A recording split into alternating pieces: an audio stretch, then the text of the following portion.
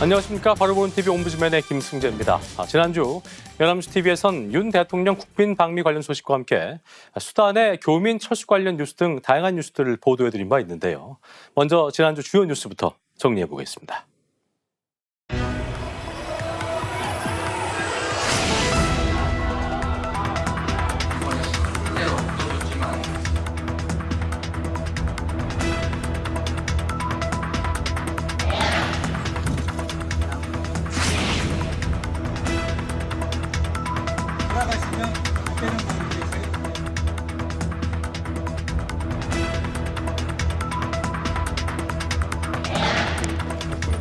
위장탈당이라고 얘기하는 분들하고는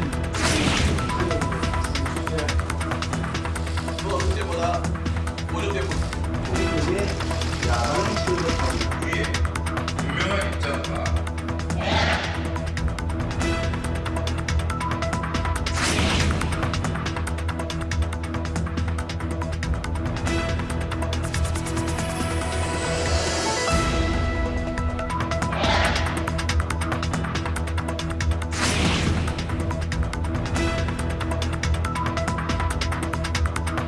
forces to safeguard freedom and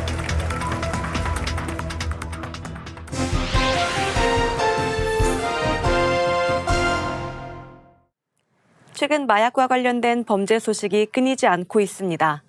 마약을 쉽게 구할 수 있게 된 것이 마약 범죄 급증의 원인으로 꼽히고 있습니다. 연합뉴스 TV는 지난 23일 15시 뉴스에서 마약 범죄에 대한 내용을 다뤘습니다. 마약을 넣어둔 가방을 찾으러 경찰서 지구대를 찾은 60대 A씨가 불구속 입건되었다는 내용인데요. 보도에 따르면 경찰은 지난 1월 A씨가 분실한 가방 내부에서 담배 모양의 마약 의심물체를 발견하였고 이를 검사한 결과 마약임을 확인했다고 전했습니다. 분실 가방을 찾기 위해 방문한 A씨는 경찰의 추궁 끝에 혐의를 인정했다고 보도했습니다. 그리고 지난 22일 17시 뉴스에서 청소년들의 마약 범죄에 대한 내용을 전했습니다. 보도에 따르면 지난달 중학교 3학년 학생 3명이 필로폰을 집단 투약했다는 소식과 함께 판매와 유통에도 청소년들이 가담했다고 전했습니다. 특히 청소년의 마약 범죄가 더 문제가 되는 이유는 경찰에 적발된 청소년 마약 사범이 매년 꾸준히 증가하고 있고 지난해에는 고등학생들이 오피스텔을 차려두고 마약류를 팔다가 경찰에 붙잡히는 등 10대 마약상이 등장할 만큼 청소년들의 마약 문제가 심각한 수준이라고 설명했습니다. 또한 보도에서는 청소년들의 마약 범죄에 대한 처벌보다 선행되어야 하는 것은 관련 교육의 정책의 수립이 필요하다는 마약 알코올학과 교수의 자문을 덧붙였습니다. 아울러 SNS상 마약 광고에 대한 체계적인 모니터링과 호기심이 중독으로 이어지지 않게끔 실질적인 교육이 필요하다는 지적도 언급했습니다. 앞서 살펴본 것처럼 마약과 관련된 보도를 쉽게 찾아볼 수 있습니다. 이는 우리 사회에 마약 범죄가 만연해 있다는 것을 의미합니다. 이와 관련된 보도는 주로 마약을 어떻게 구하고 팔았는지를 다루는 경향을 보입니다. 사실에 근거한 보도를 하는 것도 중요하지만 마약을 사고 파는 내용이 뉴스를 통해 빈번하게 등장하다 보면 모방 범죄가 발생할 가능성이 높아질 수 있을 것이라는 우려가 있습니다. 따라서 마약 범죄 관련 보도를 할 때에는 마약 사범이 받게 될 처벌 등을 함께 언급할 필요가 있겠습니다. 또한 17시 뉴스에서 다룬 청소년 마약 범죄 보도 말미에 교육 정책의 부재 및 SNS 광고의 체계적인 모니터링이 필요하다는 지적을 덧붙인 것처럼 마약 범죄 증가와 관련된 전문가들의 다양한 의견을 제시하는 등 마약이 우리 사회에 침투하는 것을 막기 위해 노력해보자는 취지의 내용도 필요하다고 생각합니다. 스마트 기기를 이용한 디지털 성범죄로 인해 고통받고 있는 사람들이 증가하고 있는데요. 지난 23일 일요와이드에서는 이를 구제할 수 있는 방법에 대한 내용을 다뤘습니다. 보도에서는 디지털 성범죄에 노출이 되었을 때 디지털 성범죄 피해자 지원센터를 이용하여 불법 촬영물 삭제 및 적절한 대응 방법을 안내받을 수 있다고 전했습니다. 이른바 디성센터는 한국여성인권진흥원이 운영하는 곳으로 불법 촬영물 피해자에 대한 상담부터 수사기관 연결, 해당 불법 촬영물 삭제까지 지원하고 있다고 보도했습니다. 이곳에서 삭제한 불법 촬영물도 2018년 출범 이후 6배 이상 급증했고 365일 24시간 전화와 온라인으로 언제든 도움을 요청할 수 있다고 설명했습니다. 또한 불법 촬영물을 지우기 위해 막연히 사설업체를 찾는 경우보다 좀 더 폭넓은 대응을 할 수 있다는 판단을 한 상담자들이 늘어가고 있다고 덧붙였습니다. 이와 관련하여 여성가족부 권익침해방지과장은 방통위 및 경찰청 등 관계기관과 적극 협력하여 불법 사이트 차단과 수사 등 피해자의 이칠 권리 보장을 위해 최선을 다할 것이며 디지털 성범죄 피해에 취약한 아동, 청소년을 대상으로 교육 콘텐츠를 보급할 것이라고 전했습니다. 디지털 성범죄는 어제 오늘의 일이 아닌 만큼 피해자도 많이 증가한 상황입니다. 특히 스마트 기기와 소셜미디어는 불법 촬영물이 유포되는 것을 가속시켰습니다. 이처럼 디지털 성범죄는 계속해서 반복되고 확산될 가능성이 크기 때문에 이러한 범죄에 노출된 피해자들은 개인의 노력으로 피해 촬영물을 삭제하는 데에는 한계가 있어 막막할 수밖에 없습니다. 이 보도는 누구든지 피해자가 될 수 있는 환경에서 범죄에 노출되었을 때 대처 방법을 자세히 설명해 주어 도움이 되었습니다. 추후 디지털 성범죄 관련 보도를 할 때 이와 같은 피해 구제 방안을 언급해 준다면 관련 범죄 발생률 감소에도 긍정적인 영향을 미칠 수 있을 것으로 생각됩니다.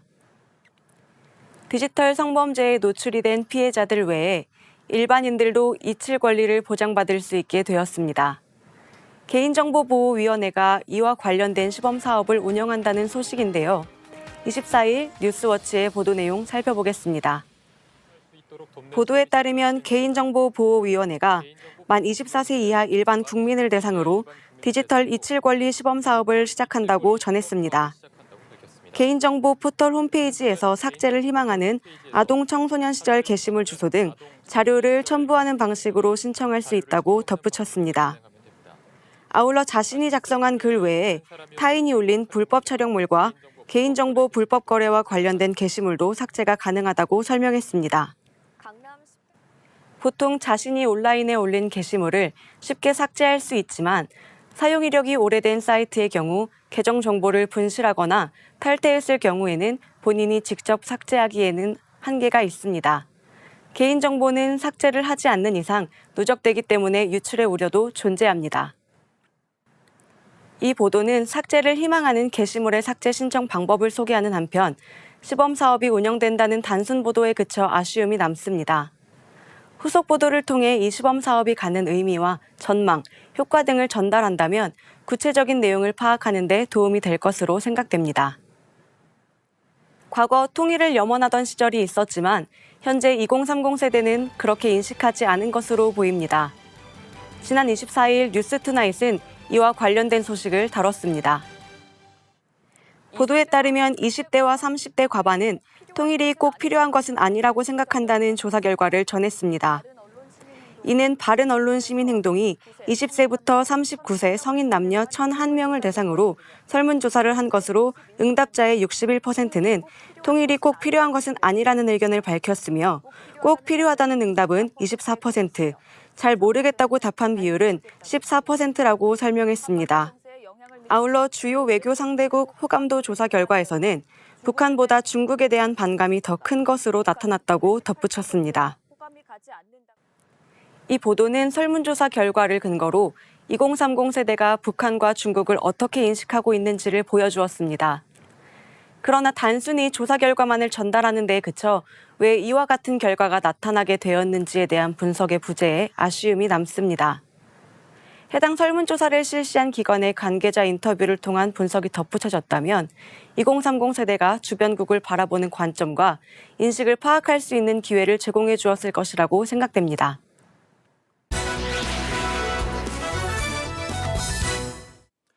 네, 이번 시간은 주말에 방영되는 제작 프로그램을 대학생의 시선으로 분석하고 평가해보는 시간이죠. 캠퍼스 TV 리포트입니다. 이번 주에는 이화여대 정경훈 학생과 함께하겠습니다. 어서 오십시오. 예. 자, 경훈 학생 지난주 어떤 프로그램 모니터링했습니까? 네, 저는 매주 일요일 오후 7시 30분에 방송되는 연합뉴스TV 스페셜을 모니터링했습니다. 지난 23일에 방송된 연합뉴스TV 스페셜에서는 요금 인상으로 인해 택시회사의 수입이 늘 것으로 예상했지만 오히려 법인 택시회사는 폐업할 수밖에 없는 상황을 전했는데요. 방송은 택시업계 줄도산을 막기 위한 해결 방안까지 알아보았습니다. 그럼 자세한 모니터링 내용 지금부터 전해드리겠습니다.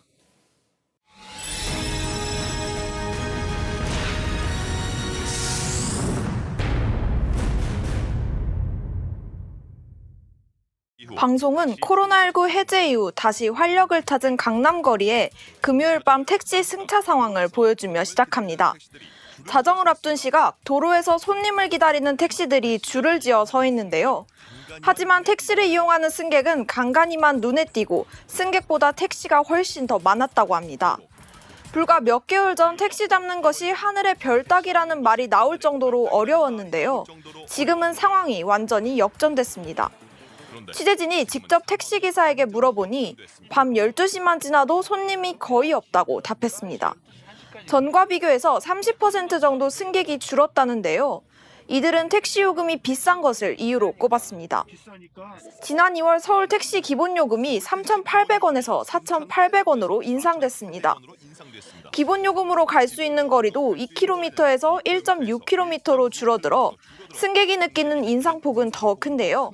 심야 할증 시간도 밤 12시에서 10시로 당겨져서 오후 10시에서 11시, 오전 2시부터 4시의 기본요금은 5,800원, 오후 11시부터 오전 2시까지의 기본요금은 6,700원으로 최대 40%까지 할증이 붙습니다. 인상 후 승객들의 반응도 들어봤는데요. 한 시민은 요금이 오르면서 택시를 덜 타게 되었다며 그냥 시간을 더 쓰더라도 택시를 안 타고 버스를 타야 한다는 생각이 조금 더 든다고 답했습니다.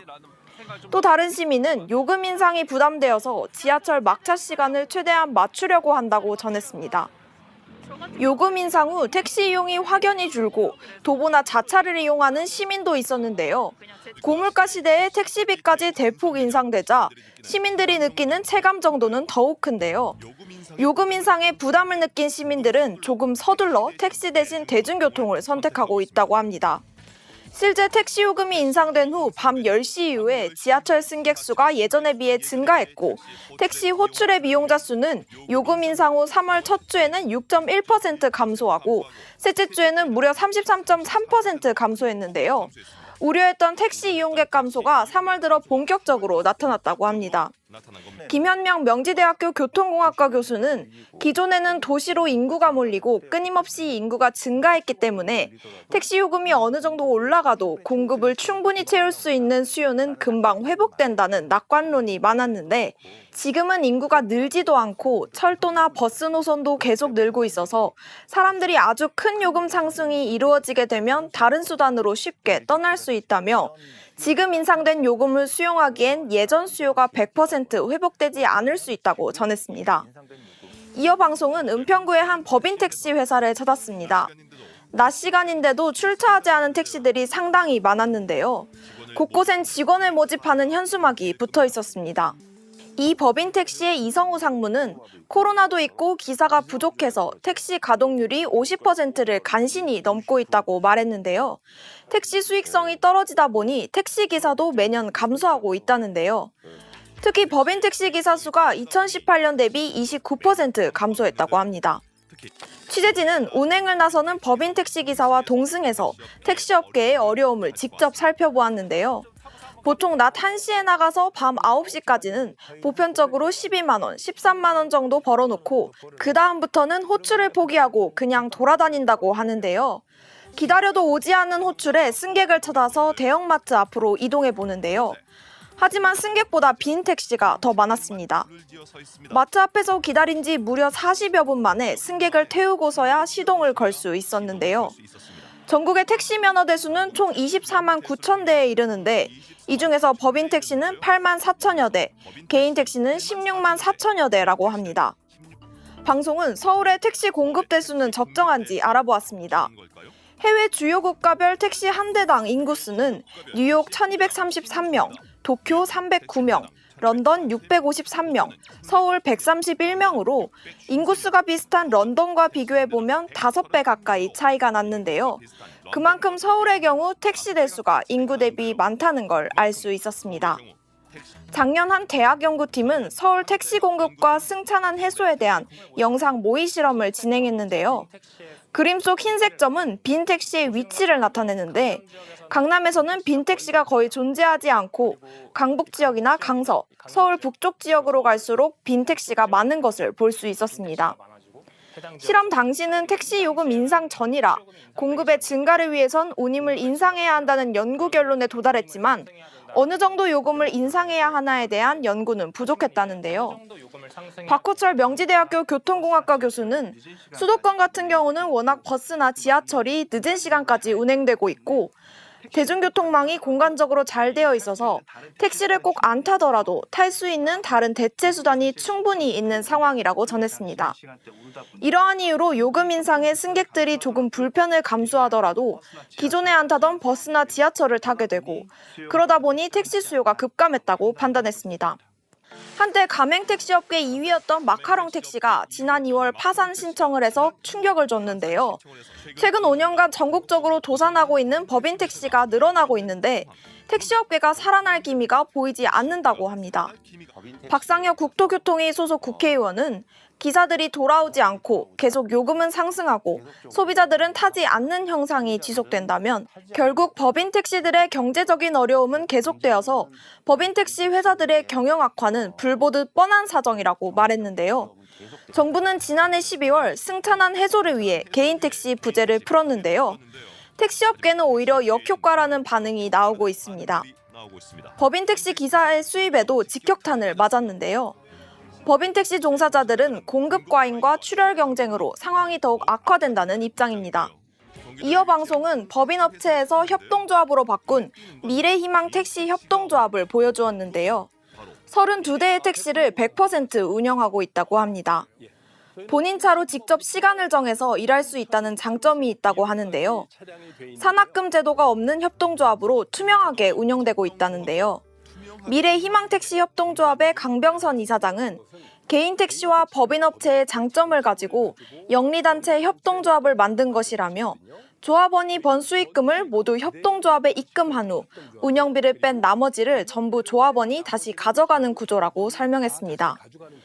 김현명 명지대학교 교통공학과 교수는 우리나라 택시 산업이 각 공급자의 특성에 따라서 구조적으로 분리돼야 하는 시점이 왔다고 말했는데요. 기업인 법인 택시와 자영업자인 개인 택시를 동시에 성장시키기 위해선 가야 할 방향이 다르다며 어느 정도 택시를 공공 차원에서 운영하는 것도 필요하다고 덧붙였습니다. 위급한 상황 빠른 발이 되어주는 택시. 택시업계와 승객 모두가 웃을 수 있는 해법을 다각적으로 모색해야 할 때라는 말을 전하면서 방송은 마무리됩니다. 자, 모니터링한 내용 잘 봤습니다. 경은 학생 이번 연합뉴스 TV 스페셜 보면서 어떤 점이 가장 인상 깊었습니까? 네, 저는 승객으로서 택시 요금 인상에 대한 불만만 가졌었는데 요금 인상과 택시기사 부재, 개인 택시 부재 해제 등의 삼중고를 겪고 있는 법인 택시기사님들의 상황을 보고 나니 안타까운 마음이 들었습니다. 그랬군요. 자, 그럼 마지막으로 이번 연합뉴스 TV 스페셜을 보면서 느낀 경은 학생의 한 줄 평 정리해 보겠습니다.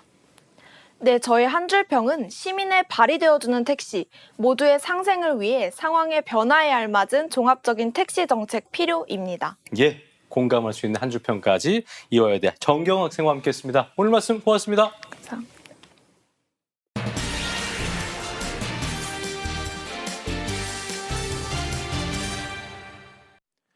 자, 러시아 우크라이나 전쟁이 1년을 훌쩍 넘긴 시점에도 끝날 기미를 보이지 않고 있습니다. 이런 가운데 윤석열 대통령의 외신 인터뷰가 있었는데요. 오늘 TV와 비평에서 관련 내용을 짚어보겠습니다. 한국방송통신대학교 이성윤 교수와 함께하겠습니다. 어서 오십시오. 안녕하세요. 예. 자, 최근 윤석열 대통령이 외신 인터뷰에서 우크라이나 군사 지원 가능성을 시사한 발언을 하면서 파장이 좀 커지는 모습입니다. 전제 조건을 달긴 했지만 살상 무기 지원 의사를 밝힌 것은 이번 처음이기 때문에 먼저 발언 배경에 대해서 어떤 보도가 있었는지 짚어보죠.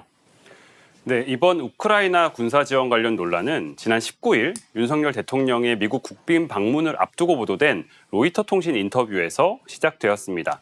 SBS는 지난해 2월 러시아의 우크라이나 침공 이후 정부의 입장은 살상 무기를 지원하지 않는다는 방침을 고수해 왔으나 이번 인터뷰에서 윤석열 대통령이 달라진 입장을 내놓았다라고 보도했습니다. 해당 발언은 민간인에 대한 대규모 공격이나 국제사회가 도저히 묵과할 수 없는 대량 학살, 중대한 전쟁법 위반이 발생하면 인도주의적 또는 재정적 지원만 고집하기 어려울 수 있다라는 것입니다. 로이터 통신은 한국의 윤 대통령이 우크라이나에 대한 군사 지원 가능성의 문을 열었다라는 헤드라인으로 해당 인터뷰 내용을 보도했고, 러시아 크렘린 대변인의 우크라이나에 대한 무기 지원은 분쟁에 개입한다는 것을 의미한다라는 브리핑도 함께 보도했습니다. 이에 대해서 한겨레 21은 해당 인터뷰가 한미 정상회담의 핵심 쟁점 중에서 한국 측의 요구에 대한 미국의 요구에 호응하는 성격의 발언이라는 점에 주목하면서 그동안 유지해온 전략적 모호성을 벗어난 행보라고 지적했습니다. 한국경제도 윤 대통령의 발언이 민간인 대규모 공격 등을 전제로 한 발언임에도 살상무기 지원 불가라는 기존 정부의 입장에 변경 가능성을 대통령이 직접 언급했다는 점에서 논란이 되었다라고 지적했습니다. 연합뉴스는 해당 사안에 대해서 한국이 밝혀온 기존의 입장과의 연장선에 있으나 윤 대통령의 인터뷰로 기조가 더욱 선명해졌다라고 지적했습니다. 이에 대해 한국일보는 전쟁이 1년 넘게 이어지면서 미국의 무기 지원 요구 압박이 커지고 있고 한국이 이제는 국제사회 책임 있는 일원이 돼야 한다는 요구가 커지고 있다는 점에 주목했습니다. 다만 대통령실은 20일 윤 대통령의 발언이 원론적인 메시지라는 입장을 밝혔습니다. 윤 대통령도 24일 공개된 미국 워싱턴 포스트와의 인터뷰에서는 우리나라와 교전국 간의 직간접적인 여러 관계들을 고려하지 않을 수 없다라고 발언했습니다. 동아일보는 이에 대해 기존 로이터 인터뷰 이후에 나타난 러시아 한인 피해 등의 우려를 고려해서 발언 수위를 조절한 것이라면서도 한미 정상회담을 계기로 미국의 외교 안보 분야의 최대 관심사인 우크라이나 군사 지원 문제에 대해 이전보다 적극적으로 대응하려는 메시지를 발신할 가능성이 있다라고 보도했습니다. 그랬군요. 자, 한편 대통령의 이 같은 발언에 대해서 야당은 외교 참사라고 강력하게 비판을 했고요. 또 러시아는 경고성 메시지를 내놓으면서 국내 정치권을 넘어서 이제 국제 외교전으로까지 비화하는 모습인데 국내외 반응에 대해서 어떤 보도가 있었습니까? 네, 해당 발언에 대해서 먼저 반응한 것은 미국과 러시아였습니다. 세계일보의 보도에 따르면 미국 국방부는 한국의 기여를 환영한다라고 밝혔고 러시아 외교부는 적대 행위로 간주하겠다라고 반발했습니다. 연합뉴스는 러시아가 서방과 함께 제재에 동참한 한국을 비우호적 국가로 지정한 바 있으며 한국을 직접 거론해서 무기 지원에 대해 경고한 것이 지난해에 이어서 두 번째라고 보도했습니다. 또 러시아의 다양한 반응에 대해서도 보도가 이루어지고 있는데요. 이에 따르면 주한 러시아 대사관은 한국의 무기 지원은 특히 한반도 안보 상황의 맥락에서 러시아와 한국의 상호작용에 부정적인 영향을 끼칠 것이라고 발언했고 러시아 국가안보회의 부의장은 텔레그램을 통해서 북한에 대한 최신 무기 지원 가능성을 언급하기도 했습니다. 한국의 입장 변화가 전쟁의 판도에 영향을 줄 수도 있다는 외신의 분석도 나왔습니다. 경향신문은 우크라이나 전쟁이 장기간 소모전으로 진행되면서 특히 탄약의 고갈 문제가 부각되고 있으며 이로 인해 한국과 북한의 포탄 비축량에 대한 관심이 높아지고 있는 상황이라는 점을 블룸버그 통신을 통해서 보도했습니다. 서울신문도 같은 보도를 인용하면서 한국이 만약 우크라이나에 포탄을 제공한다면 북한도 러시아에 포탄을 제공할 가능성이 크다면서 이럴 경우에 우크라이나 전쟁의 상황을 바꿀 변수가 될 수 있다라는 전망을 보도했습니다. 국내외 민간단체의 반발도 이어졌습니다. 동아일보 보도에 따르면 로이터 통신 인터뷰가 보도된 직후 주말인 22일에는 노동자 연대가 서울 광화문에서 우크라이나 전쟁에 대한 군사 지원을 반대하는 집회를 열었습니다. 경향신문은 러시아와 중앙아시아의 5개 한인 단체가 한국 정부의 우크라이나 살상무기 지원 가능성에 반대하는 공동성명을 발표했다라고 보도했습니다. 정치권에서는 여야의 공방이 이어졌습니다. 먼저 이재명 더불어민주당 대표는 긴급 기자회견을 통해서 강한 비판의 입장을 밝혔습니다. 경향신문은 무기 지원은 북러의 군사적 밀착을 자극해서 결과적으로 한반도의 위기를 한층 고조시킬 수 있다며 더 이상 퍼주기 국익 훼손 외교를 하지 말라라는 말로 경고한 이 대표의 발언을 인용 보도했습니다. 뉴시스는 윤 대통령의 우크라이나 군사 지원 가능성 발언에 대해서 우리나라와 국민 전체를 벼랑 끝으로 내모는 위험천만한 입장을 천명한 것이라는 민주당 박홍근 원내대표의 발언을 인용해서 보도했습니다. 야당의 공세가 이어지자 여당의 반박도 나왔는데요. 동아일보는 김기현 국민의힘 대표가 민주당의 반발에 대해서 굴종적인 대중 테러 저자세라고 비판한 발언을 인용 보도했습니다. 그렇군요. 자, 아무튼 이렇게 파장이 좀 커지자 대통령실이 원론적인 대답이었다면서 군사 지원 가능성에 선을 그었습니다. 하지만 정부의 대러시아 외교 기조에 변화가 생겼다는 분석도 있었고 이런 해석과 함께 정부 앞에 놓인 외교 과제에 대한 분석 보도도 많았는데요. 어떤 내용들이었는지 짚어보죠. 네, 이번 인터뷰를 둘러싼 논란의 핵심은 러시아와의 외교 관계에 대한 현 정부의 정책 방향성에 대한 것이라고 할 수 있습니다. 경향신문은 북중러 대 한미일의 신냉전 구도를 고착화할 수 있다는 우려를 전했습니다. 미국 등 자유주의 진영에만 의존한 결과 한반도 평화라는 국익이 훼손될 수도 있다는 것입니다. 경향신문은 익명의 남북관계 전문가의 발언을 인용해서 신냉전 구도가 선명해지면 자칫 북한이 핵무력 고도화에 집중할 수 있는 환경이 마련될 수도 있을 것이라고 보도했습니다. 특히 윤 대통령의 인터뷰가 우크라이나의 조건부 무기 지원 가능성뿐만 아니라 대만 문제에 대한 언급과도 연계되면서 러시아와 중국 모두를 동시에 자극하는 행보였다는 점에 대해서 우려하는 목소리가 높았습니다. 이에 대해서 한겨레 21은 미국에 밀착하더라도 대중 대러 정책과 통합 조율된 좌표와 방향을 세워놔야 한다라는 외교 분야 전문가의 발언을 인용 보도했습니다. 아주경제도 러시아, 우크라이나 등의 문제와 관련해서 큰 틀의 담론이 부재한 상황이라는 관련 분야의 전문가 발언을 인용 보도하기도 했습니다. 중앙일보도 대미 공조를 강화하면서도 중러와의 외교 공간을 열어두는 절도를 보여주는 것이 국익 전반에 도움이 될 것이라는 위성락 전 주 러시아 대사의 발언을 인용 보도했습니다. 한겨레는 한국의 대러시아 교역량도 적지 않은 규모이며 북핵 문제 해결에 러시아의 협조가 절실한 상황이란 점을 지적하면서 미국, 중국, 러시아 사이의 균형을 찾아서 국익을 극대화하는 것을 목표로 해야 된다라는 이상만 경남대 교수의 발언을 인용 보도했습니다. 중앙일보는 다른 기사에서 중러의 선 넘은 공세에는 감정을 자제하고 보편적인 국제 규범에 기반해서 원칙에 입각한 대응을 하는 게 바람직하다라는 이병철 경남대 교수의 발언을 인용 보도했습니다. 다만 우크라이나 문제에 대한 국제사회의 압력에 대한 고민도 있었습니다. 다수의 언론들은 한국의 우크라이나 무기 지원에 대한 서방의 관심과 요구가 커지고 있다는 점을 지적하고 있습니다. 한국의 국제적 위상이 높아진 만큼 보다 정교한 외교적 전략의 필요성에 대한 요구 역시 높아지는 상황이란 점도 이번 이슈에 대한 보도를 통해서 다시 한번 확인할 수 있었습니다. 그렇군요. 자, 이렇게 국제정세가 날이 갈수록 복잡하고 또 첨예해지면서 대통령의 외교 행보에 대한 보도가 많이 나오고 있는 상황인데요. 보도를 보시면서 느끼신 점들이 또 있을 것 같고요. 또 언론 보도 역할도 이럴 때일수록 중요할 것 같습니다. 끝으로 한 말씀 해주시죠.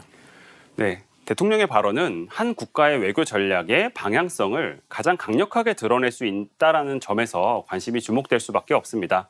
특히 신냉전이라고 할 수 있는 국제 정세의 변화 속에서 한국의 전략적 위치의 중요성이 높아지고 있고 한국의 외교적 선택이 미치는 파장 역시 작지 않기 때문에 이러한 관심은 당연한 일이라고 할 수 있습니다. 이런 점에서 대통령의 외신 인터뷰는 철저한 전략적 목표 하에 진행되어야 하고 그럴 것이라 기대되기 때문에 또 보도가 집중될 수밖에 없습니다. 다만 논란의 크기에 비해서 인터뷰를 둘러싼 외교적 맥락을 보다 큰 틀에서 검토하는 논의는 잘 찾아보기 어려웠던 점은 아쉬운 부분이었습니다.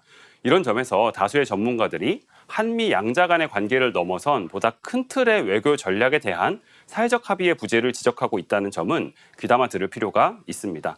무엇보다 외교 관련 보도가 다소 관성적인 논의의 반복에 그치지 않았는지에 대한 고민이 필요할 것 같습니다. 이를 위해선 지금의 국제 정세에서 한국이 외교적으로 어떤 위상을 갖고 있고 어느 정도의 자율성이 있는지 우리의 외교적 전략의 전환이 필요하다면 이에 대한 실질적인 실익은 무엇인지에 대해서 치밀한 분석이 필요합니다. 특히 대통령의 발언 역시 중요한 외교적인 행위라는 점에서 외교적 수사의 수위와 방향의 적절성과 전략 차원의 평가 역시 보다 면밀히 이루어질 필요가 있을 것입니다. 단순히 상대국의 반발을 중계하는 것이 아니라 이 과정을 통해서 나타난 실질적 외교 관계의 지형을 짚어주려는 노력이 필요할 것입니다.